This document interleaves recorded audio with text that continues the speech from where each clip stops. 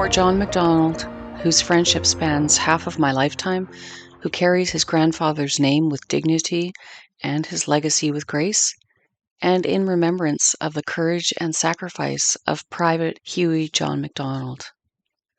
The First World War was a crucible of endurance, sacrifice, and courage, a conflict that reshaped nations and scarred an entire generation. It was fought not only by generals and statesmen, but by ordinary men who carried extraordinary burdens in the mud and the fire of the Western Front. Among the millions who served was Private Hughie John McDonald, number 812200, of the 49th Battalion, Edmonton Regiment, Canadian Expeditionary Force. Private McDonald was a farmer from Ontario, a young man of 21 when he left and enlisted in Edmonton in 1916. Like so many Canadians of his generation, he left behind the familiar rhythms of farm life for the uncertainty of war in Europe. Once overseas, he was assigned one of the most perilous duties in the trenches, that of a runner. In an era before reliable radios, the runner was the life of the battalion. When telephone wires were cut by shell fire, when carrier pigeons failed to return, and when flares could not convey the complexity of orders, it was the runner who carried messages across the battlefield. Their task was deceptively simple: deliver a message from one unit to another, but the reality was harrowing. Runners moved alone, often under artillery bombardment, machine gun fire, and sniper fire, navigating a shattered landscape of mud, wire, and craters. Their survival depended on speed, instinct, and sheer luck, and the fate of the entire companies could rest on their shoulders. Private McDonald's story, when placed alongside the experiences of other Canadian runners at battles such as Hill 70, illustrates the indispensable role these men played in the Canadian Corps' reputation as one of the most effective fighting forces of the war. Their courage was quiet, often unsung, but it was vital. Without runners, battalions were blind and deaf. With them, they could fight, endure, and prevail. Thank you for joining me on this 5th episode of Memory and Valor, a podcast dedicated to resurrecting the individual stories and the quiet sacrifices of Canadian veterans. I am your host, Samantha McRae. Thank you for joining me at the crossroads where memory and valor meet. Today, I want to dedicate this episode to two people. The first being to the memory of Private Hughie John McDonald, who served in the entirety, just about, of World War I as a runner and survived. He happens to be the grandfather of my best friend, John McDonald, and John obviously was named after his late grandfather. So this is the story of Private Hughie John McDonald. He served with the 49th Battalion here in Edmonton. A wee bit of a backstory here. As some of you may or may not be aware, part of what I do involves providing kind of a service to people who would want to memorialize their either fallen loved ones or just their loved ones who have passed, in order to preserve memories and stories or documents, etc. And what I do is I can meet with families, learn as much as I can, and take all the information that they have available to them, and do research, synthesize it, and produce for them a tribute book or a legacy book, depending on what the situation is and what they want the end result to be. Either way, it ends up being a book that preserves the memories of their late loved ones. This is something that I did for my friend John.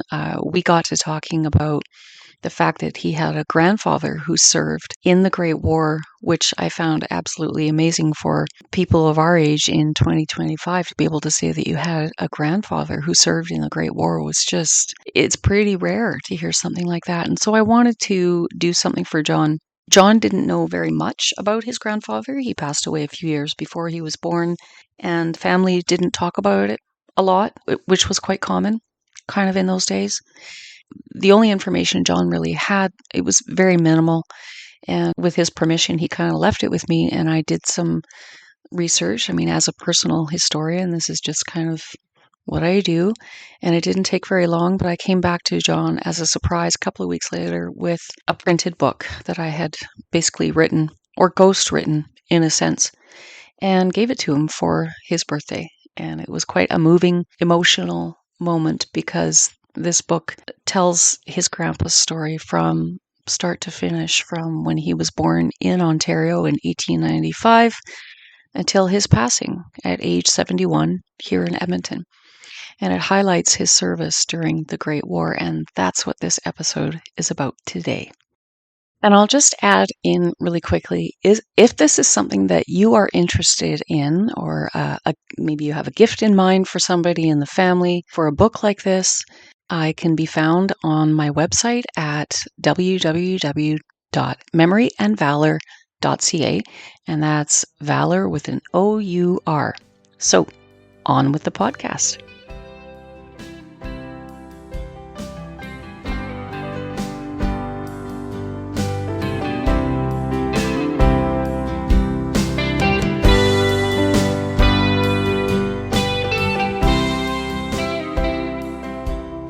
Hello and welcome to the 5th episode of Memory and Valor.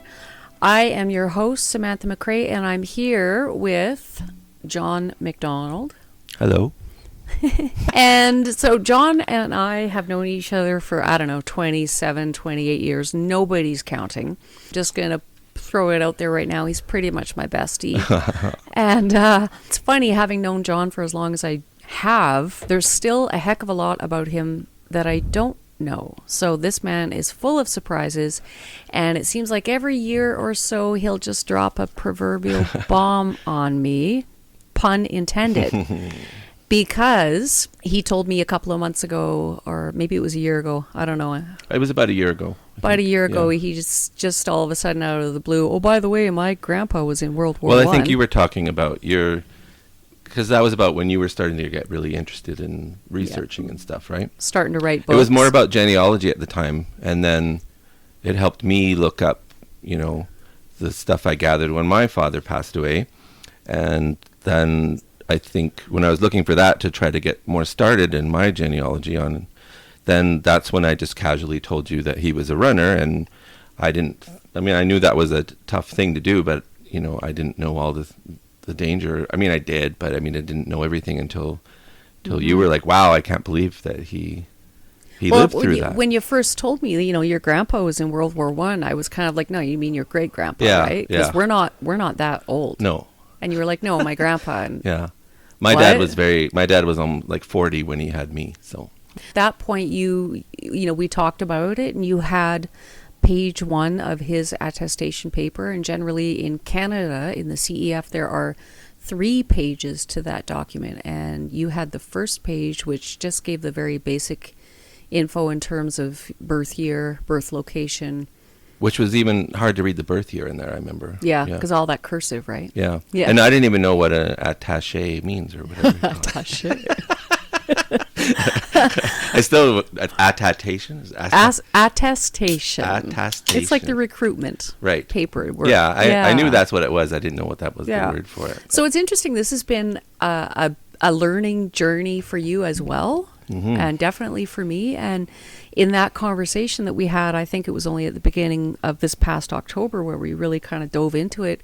And you basically had said to me, like, I know what year he was born and where, and that he was a runner and that he survived. And I was completely blown away by that because, like I said, most runners did not survive that kind of war. There's sometimes they were on bicycles, but this is 1915, 16, 17, right? So they were either on foot, sometimes on bicycles, but I don't imagine that a bicycle would be very handy in a moon crater landscape. In the mud. So, for him to just be kind of running through an active battle like Vimy or Passchendaele to get a message from, his CO's dugout to wherever he had to take it and then come back, to be stopping on his way back and helping stretcher bearers dress wounds and evacuate the wounded off the field, and for him to never he got hit once, but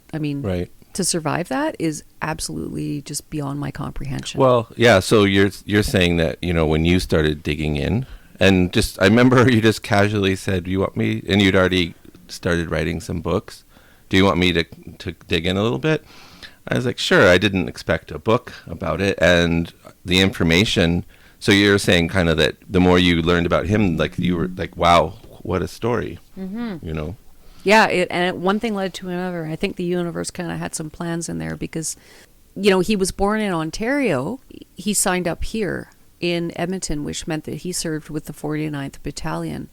And I had reached out to the local historian here, the historian for the 49th Battalion Regiment. And, you know, and I was just looking to get a hold of the service record because at the time the Library Archives Canada website was kind of in transition. And well, didn't you say that you were having some trouble at first, right? Yeah, I was having trouble getting the service record, and that really frustrated me because normally I can get a service record with my eyes shut. And so I reached out to... Maybe that was the problem.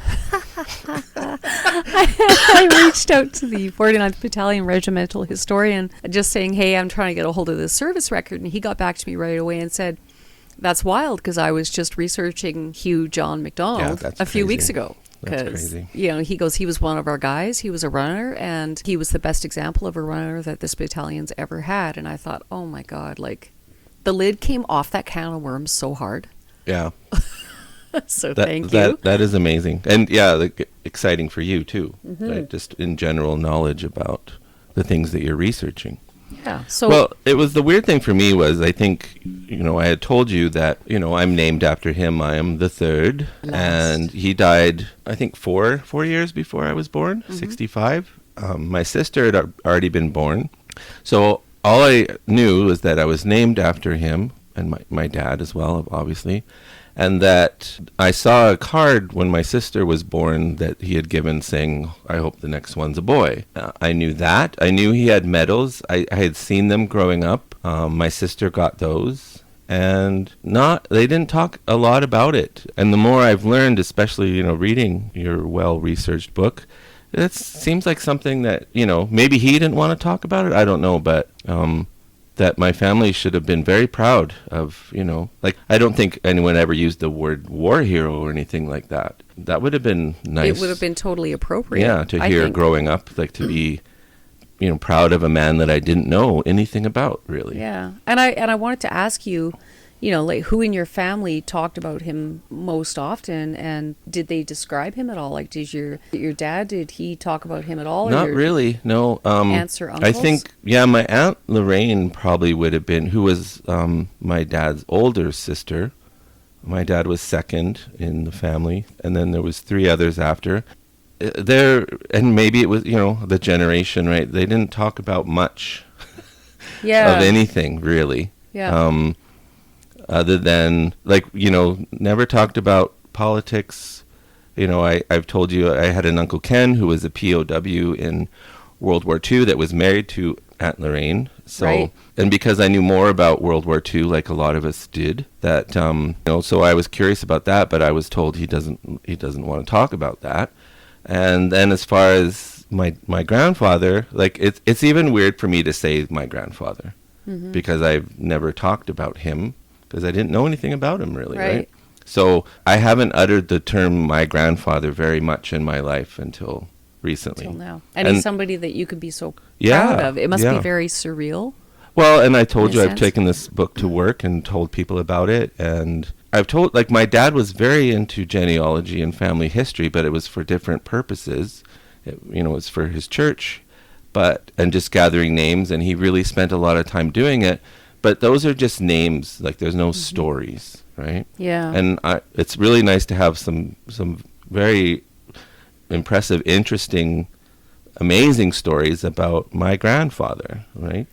Which is not so far removed from you when you think about it. Like, it's only a step up from your dad. You know, like that's pretty awesome. So, and that just, like, if you hadn't found this stuff, then it would be gone forever, right? Yeah, I think to some, you know, on the personal level, for sure, it would have been lost. That connection would have been lost. Yeah, because all of my dad's siblings are now gone.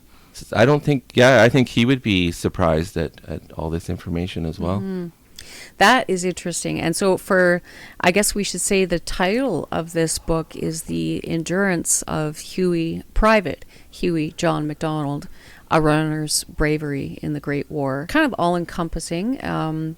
This book is available, but in a sense, John kind of wrote this book, history wrote this book, and I just sort of put the pages together. So it's like a memory book, a legacy book, if you will. But I did want to ask you, and you kind of touched on this already, like if your grandpa's service was ever openly discussed, or was it just sort of a quiet, unspoken chapter? It just wasn't... No, I don't think it was ever really discussed. I've told you the only things I really knew was that he was a runner. My dad did tell me that, and my aunt as well. I was quite close to my aunt. That it was a big deal. Like, it was a difficult thing. Like, they were proud of the fact that he was a runner. I don't know if they really understood how lucky we all were to be here, right? Yeah. Because like so many others that you've told me didn't make it. So they told me that, and then the big thing that I remember really quite vividly was that he was quite anxious to go to World War II.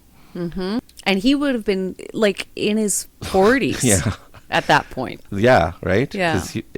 95, right? Yeah, 1895 was his birth year. So that's pretty, and we've talked about that, like the struggles he must have had, and the sense is like not, having difficulty with work, the PTSD that was not acknowledged at the time. Yeah. I think that's another thing that's really quite sad is that, without going into too much detail, the only other stories I had from my dad were just tough times growing up, and that I got the image that my grandfather was unable to provide, but child, you didn't understand, what could have been some of the causes for that, right? Yeah. And I found it very strange myself for anyone to want to go to war at all anyway, let alone go back when you're 40 years old. No kidding. And maybe, because we talked about that last week when we were hanging out, and I wondered since then, did he want to sign up for World War II so badly because that's where he was comfortable and familiar, and never mind all the danger and risk to his life, but maybe that's... Well, it's weird to think... And it was like a paycheck, right? Yeah, a sense of security. A sense of security, which is the opposite of what I would feel. Yeah, right? But I think the steady paycheck, too, because the camaraderie, all kinds of things. Yeah, the brotherhood, and like when I was doing my research for that book and pulled up the census records, they're not all in the book, but... he had trouble finding employment after the war. He came home in 1919, got married to your grandma, but it was not uncommon at all for these guys to have difficulty in finding or keeping work when they came home because of the trauma. And like you said, it just wasn't discussed. No. And I think too, like, I got the impression, like, my dad dropped out of school in grade 8 and became an apprentice for painting, and he did that his whole life. So from 13 up until almost, I guess, mid-70s, he was doing a really hard job, and he had to help out with the family and help pay rent and that stuff was your like dad. that. Yeah, my dad. So. Yeah. And so you grew up with that, which kind of brings me to intergenerational trauma. Mm-hmm. And so I could sit here and ask you, do you think that your grandfather's experience affected your family in an intergenerational sense? Oh, for sure. And now that maybe when you connect the dots? Even, a possible addiction. I don't remember my grandmother ever being very happy. Dad, I would not call him a happy person. Just no joy in this life. He was always looking to the next life, right? I'm going to get joy in the afterlife. Yeah. Right? And the one thing I remember my dad telling me, trying to make me feel better, is when I lost my leg, due to cancer when I was 14, he was like, well, at least you'll never have to go to war. So really, that was his response? Yeah. Huh. So, hooray for me. Hooray for me. That's interesting. And you're not going to be a very good runner either. Which makes me think about, again, like we were talking last week, about the loss of your leg and the fact that your grandpa was this runner and he must have had some incredible endurance and stamina, and you were a runner. I was before. So maybe elaborate on that a little bit. I wasn't really I loved playing road hockey. I think another thing too is my dad he was always trying to keep everyone safe, right? He was very, he was all about education for me, and credit was bad except for a car and a house. He always told me that I like to play too much, and I still do. And here I am at 56, still playing and doing okay. Yeah, I didn't really go after it too much, but like he wouldn't let me play hockey. I played soccer, and he felt until the day he died that I got kicked in the leg playing soccer so badly that it caused a tumor, which I don't remember ever getting kicked in the leg, and we wore shin pads. So I did kind of excel at long distance running, and it was not like I really went out for the track team or anything like that, but things like the Terry Fox run, which is kind of very ironic. Yeah. I was the best at that. That I could run before I lost my leg. I could run 5 kilometers, and I think I came like in 10th out of the whole school. So, and didn't really think much of it, but obviously that was something that was passed on. Because my dad was not an athletic person. And I think, like your grandpa would have been sort of chosen, for lack of a better word, to do that job in the military because of his athletic skill or whatever, and the endurance and the stamina that he had. And I think it's so cool that clearly has been passed down to you. Yeah. So it's funny sometimes how, the history can be hidden from us, but yet it still finds a way. It still finds a way either through genetics or whatever it may be. Well, it's also very strange to think about the fact that he would have been, 69, 70 when he died. Yeah. And I've seen pictures of him. 71. 71. So like very old. Yeah. Isn't that strange to think? It is. But he had a really hard 5 years early in life. And I think, that having set the tone for the rest of his life must have been really tough. Okay, so I wanted to ask you, and maybe we've already covered this, but do you think that his trauma or his resilience traveled through your family? Now, knowing what you know now. Yeah, I think so. I think, strong work ethic. Strangely, though, like I think, to go off a little topic here, like I've told you about, like my father would have been quite happy if I did not have my operation. And, maybe some of that knowledge was someone who had lost a leg back when he was young, or like people that served with my grandfather.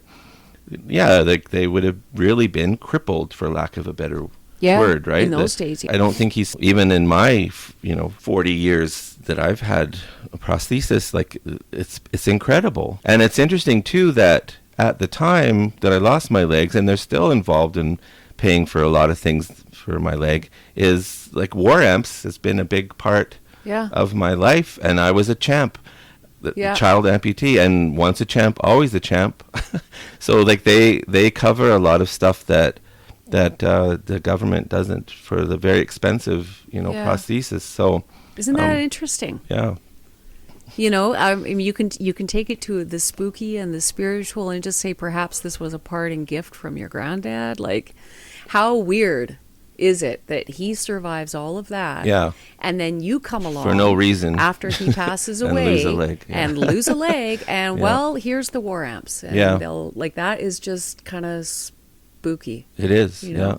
It's cool though. It is. Cool. I like to think of it that way. That maybe. And it's amazing too that and people like you help keep that alive in people, because I've been hearing like most of since my surgery that the War Amps, they're running out of people. Yeah. Right? Yeah, absolutely. So the fact that there's still, who's taking charge of that still? Like why is it still a thing? That's a good question. And the fact that the only thing I knew about War Amps was that you get your keychain things in the mail. Yeah. And I was like, what are these? And I remember putting them on a keychain, but I wasn't registered with them. So like if someone found them and threw them in the mailbox, they would have not got to me. But that's what I remember that's about them. That's what they were for, right? Yeah. Like, that's what the War Amps was about. Yeah, that's the way I remember thinking of it too, for the longest time. Yeah. That I didn't connect it to the war, even though. Well, I think I don't even think I noticed what their logo was, right? See the little stick figures that are missing limbs. I didn't know that. Yeah, take a look at it. Look at you guys out there. Everybody have a look in your mailbox. Yeah, they I forget what limbs are missing, but like the one, especially the champ one, because seeing that all the time, is the older, there's a grown stick man, and he's missing an arm or something, and then a little stick person beside him missing a leg or something. So that's an interesting connection for sure. yeah. Something else that I found very interesting, and you might have to flip open the book for this, was your granddad's wounding. Right. And I just can't remember off the top of my head here. John's going to have a look where he was actually wounded. But in my research, and I had to laugh because I'm just gonna put it out there that my bestie here, John, is the way I would describe John is he's a very stoic man of few words, but the darkest humor I've ever met, and sometimes too soon. Yes. Humor. So this, I mean, to me, this is kind of John. And so when I'm reading and researching about his grandfather, and he was wounded, I want to say Vimy, but that could be incorrect, and John's looking it up right now. But and I can't remember if he caught a bullet or a piece of shrapnel in the thigh. Right. This is very bad for a runner. Yes. You know? Yeah. And so he gets wounded, and the stretcher bearers come and say, oh, hey, you know, come on, we'll get on the stretcher. We'll take you to a aid station or a CCS, casualty clearing station. We'll get you looked after. And your grandpa was like, no, I'm good. I can keep going. Well, that's me. And yeah. And he didn't leave the field. He finished his job that day. Yeah. And then went and got tended to, and he was fine, you know, thank God and everything. But seriously.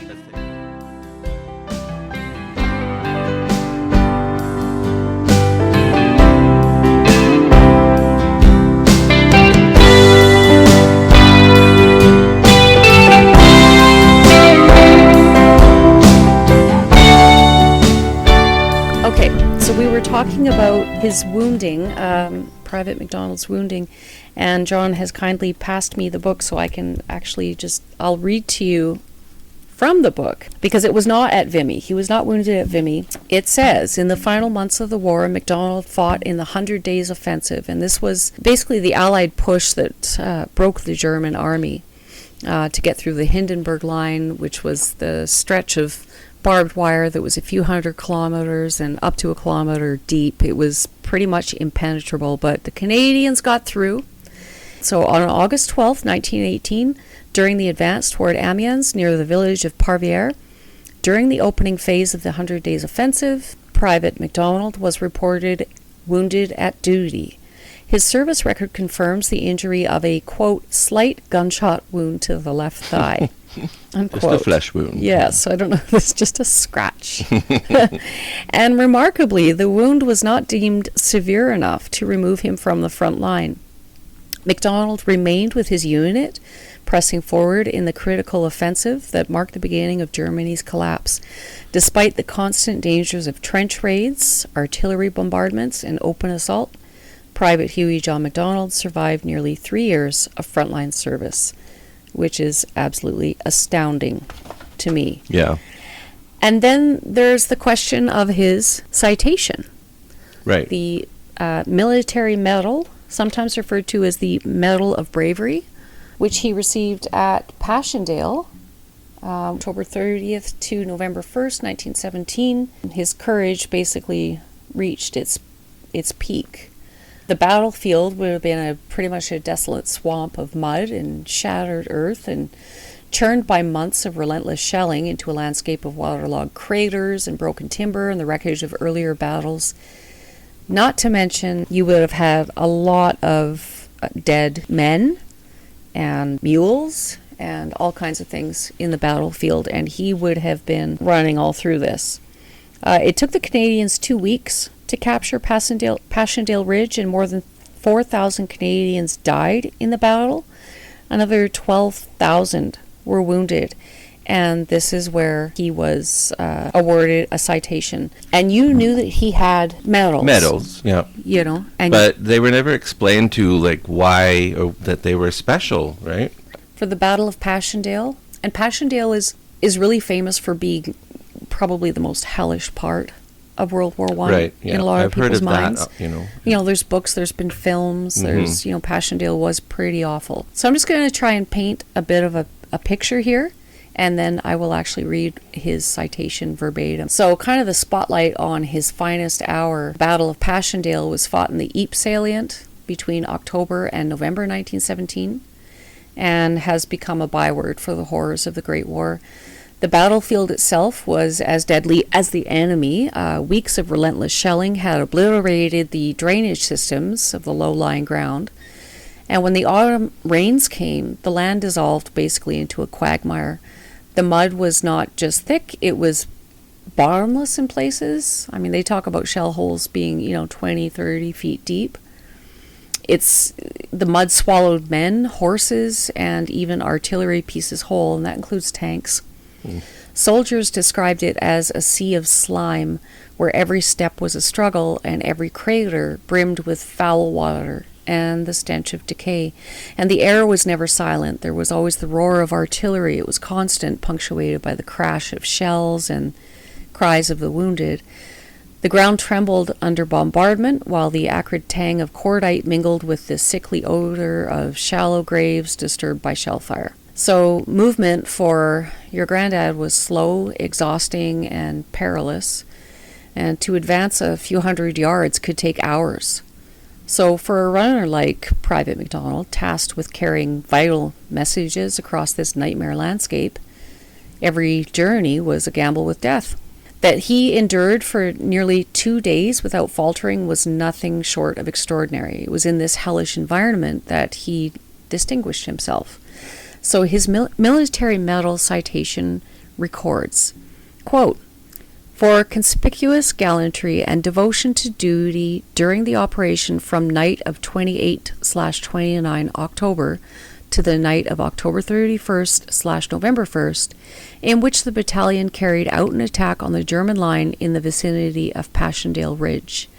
This man was the only runner left in his company after the attack, and on 2 occasions proceeded through an intense artillery barrage with messages to the company on his flank, gaining and giving information of great value. For 40 hours he worked incessantly and assisted the stretcher bearers in dressing and evacuating the wounded. Throughout the action, he exhibited qualities of coolness, initiative, and endurance of the highest type, and his value to his company was immeasurable." So that was also published in the London Gazette on 22 February 1918. So, Wow. Yeah. yeah, the citation really only captures part of the ordeal because he, for nearly 40 hours, I mean, no sleep, That's nothing. insane. He kind of made his way through relentless shell fire, sniper fire. He wandered through waist-deep mud carrying these messages, and when not running dispatches, he was helping others.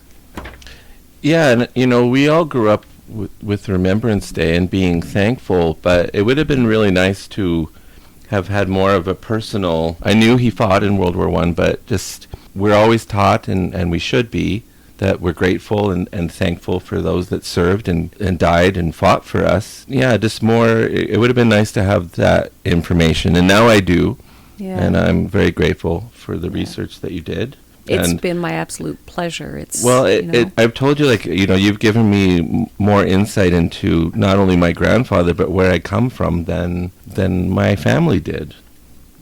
Maybe he's speaking through me. Maybe. But no, I get it is such a rewarding thing for me to be able to do this book for you and put everything onto paper so that now you can pass this on to your son. Mm-hmm. And what has been forgotten for 50 years. Yeah, can go on forever. Yeah, yep. It won't be forgotten again. On that note, while I was writing this book, I discovered or researched that your grandpa also was serving at Hill 70, which is where my great-grandpa was working and was killed in action. So my grandpa was a sapper, or my great-grandpa, sorry, he was a sapper.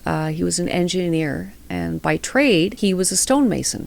He was a stonecutter, which is why they put him in with the engineers. And his second field company is the one he was with. They were at Hill 70 when the battle began, and his job would have been to they used the creeping barrage. I don't know if you're familiar with the creeping barrage. So this was a technique that was used and kind of formulated in the First World War. And Sir Arthur Currie was the one who commanded the entire Canadian Corps.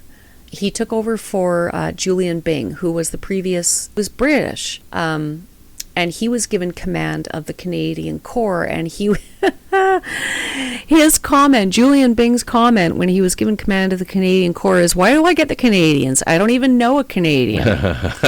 And so he commanded the Corps, and he treated them well, and that was fine. And then he led them through Vimy, and for that he was promoted, which left an opening, and so enter Sir Arthur Currie, who was from Victoria, BC. So we have a Canadian commanding the Canadian Corps, which is really cool. The guy was absolutely brilliant. He was very tall for those days. I think he was 6'4", but very portly, shall we say.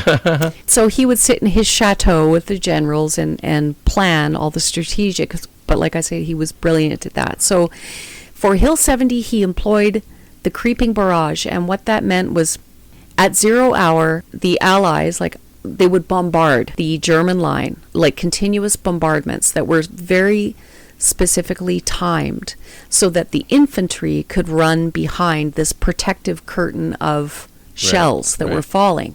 And probably every 150 to 100 meters, this bombardment would come down, and so the infantry had to be very careful about how they timed their advance, right? Yeah. You don't, if you go too far, you're going to get hit. If you lag behind, you're going to get hit by the next one. So the infantry would follow behind this curtain of shelling. Everything kicks up. The Germans can't see what's coming. They're being shelled, and it's like a curtain.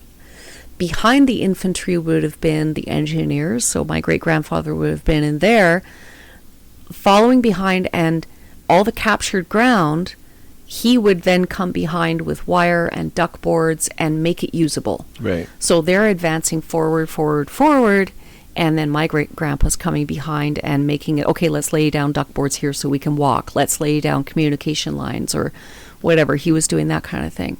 And he unfortunately was killed in action the morning of the opening of the Hill 70 battle, and his remains were never found.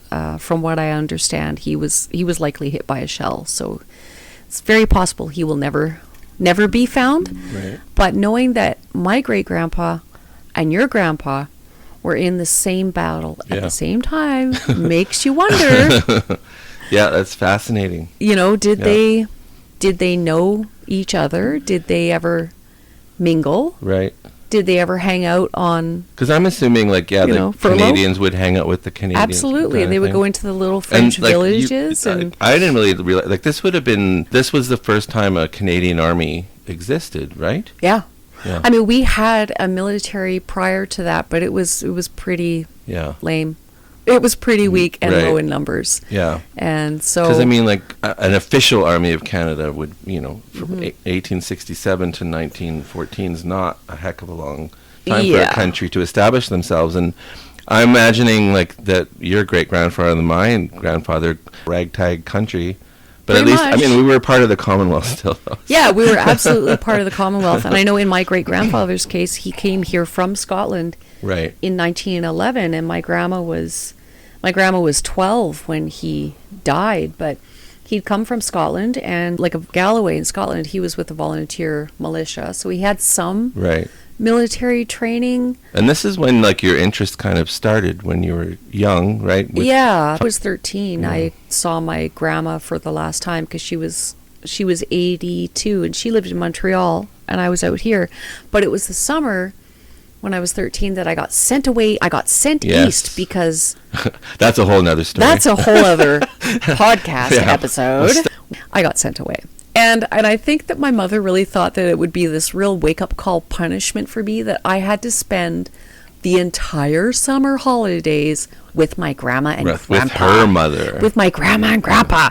And I was like, woohoo, this is great, man. I get to hang out with the old people and get to hear all the stories. And I love that. I was the kid that, after supper, when we'd all be shooed away into another, go play, because the adults were going to sit and drink and smoke, I would sneak back and crawl underneath the dining room table. See, so and I could listen to the adults talk. I Sometimes I think that there's some divine intervention going on that, here we've got my great-grandpa and your grandpa in the same battle, and here we are hanging out I'm now. getting some shivers here. That's some shit. It's kind of spooky to think that perhaps this serendipitous connection... Yeah, they serve together at least, They for serve sure. together, and, definitely.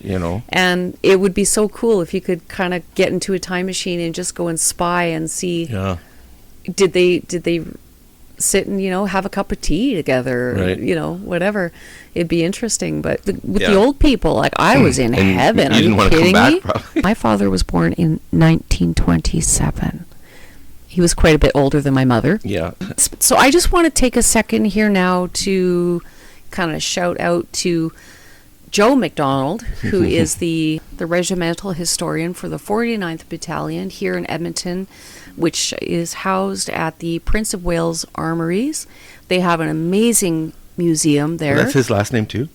That's his last name too, spelled the same way. That's funny. Yeah, that is another sort Maybe of that's why he was interested. strange thing. Yeah. And Joe has done some amazing work as a volunteer for the 49th Battalion in preserving the history. When I initially had emailed the 49th Battalion Regiment looking for Hughie John McDonald's service record, it was Joe that got back to me, and he got back to me very quickly. Yes, thank you, Joe. Thank you, Joe. And he was kind enough to invite me to the museum there in the Armories the very next day and show me around, and it meant a lot. Thanks to Joe McDonald for that. We definitely appreciate all your hard work and your knowledge, and for being so gracious. It means a lot. Thank you. Yeah, keeping the memories alive. Yeah. Maybe you don't hear it very often. We're very thankful and grateful to Yeah. people that are doing that. He's doing some good work. And so in closing here now, I just want to thank my bestie. Thank you, John. Thank you. And I'm going to say, and so your full name proper is Hugh John McDonald the same as third. I want to thank you for being brave enough to come on my little podcast here, and for being my very first guest. I couldn't think of anybody else who wouldn't have it any other way. I appreciate that. I'm happy to be at my own home. I was going to say I'm happy to be here, but we're. What are you talking about? We're in the studio. Oh, yeah, this is right. where we do our recordings. Right. I did travel a long way to get here, so yes. Yeah. On one leg. Yeah. I ran here. You ran here. Yes. Okay. So thank you again for letting me impart all of this and share, your family history with everybody out there. Well, I really appreciate what you've done, and it's interesting that when you said you were going to dig into it, I didn't expect a book. And for my birthday, you and Maggie, who we play music together, you gave me opened up the present, and I could tell it was one of your books, and I thought, oh great, it's one of your books. Yeehaw! But it was about my grandfather, and I was very, very touched. As you remember, it was. Yeah, I think you almost cried. That made me pretty happy. Well, I wouldn't go that far. No, I did, and I got emotional today talking about it. So yeah, it's nice, nice hearing about him, and just feeling connected to where I came from. Yeah, and I appreciate all your hard work, and I am amazed at what you're doing, and I'm really happy that you found this passion, and I know someday this will be what you do all the time. And this will be my jam. Yeah, you will. Maybe I'll come visit you in France when you're over there. I'm only going for 6 months at a time because I can't speak French yet. Right. But yeah, I want to thank you too for being so open about this, because it's even 110 years later, it's still kind of not a touchy subject, but I find when I ask people about their, late grandparents or great grandparents who served in the war, you're never quite sure what the reception's going to be, if they're going to want to talk about it, or because there's that old, kind of stigma, or, it's something we don't talk about, very British. Well, that's why I didn't know much about it either. So yeah. Yeah, and I think sometimes that continues, and people don't even question why we don't talk about it. We just don't. Bravery, and especially nowadays, like, a true Canadian patriot should be celebrated, and I know I feel more patriotic recently, like a lot of people do, and because of people like so many people, but people like my grandfather, your great grandfather, that sacrificed everything, were willing to die. And I am so thankful in a very, I don't know, kind of surreal way to your grandpa for what he did. And even without that military medal and that citation, his contribution to keeping the world as we know it safe was huge. Huge. Yeah. And I don't care that it's 110 years later. It means everything because... Well, and I think you've talked about this too, that like we should be taking better care of our veterans, right? 100%. Right? Yeah. Once they've gone through an experience like that, they should be so taken care of that they don't have to be alone, and they can... And they have the We supports. need to help them. Yeah, I agree. And it's, people say, oh, you've served your country, you've done it for your country. Well, you know what, really, that they've done it for us. They've served us. Thanks so much. Thank you, John. I appreciate it. Love you. Love you too. So that gives us a bit of a story about the endurance, the life, the legacy of Private Hughie John McDonald, as told by his grandson, John McDonald. And it was an absolute pleasure to sit and chat with John about that. So before we wrap up today, I want to leave you with a glimpse of what's next. In our upcoming episode, we'll step back into the trenches of World War I to uncover the haunting stories of soldiers who were shot at dawn. Were they cowards, deserters, or victims of trauma, or youth? Join me as we explore the circumstances, the controversy, and the legacy of those executions at first light. Until then, keep history alive, for where memory endures, valor lives on.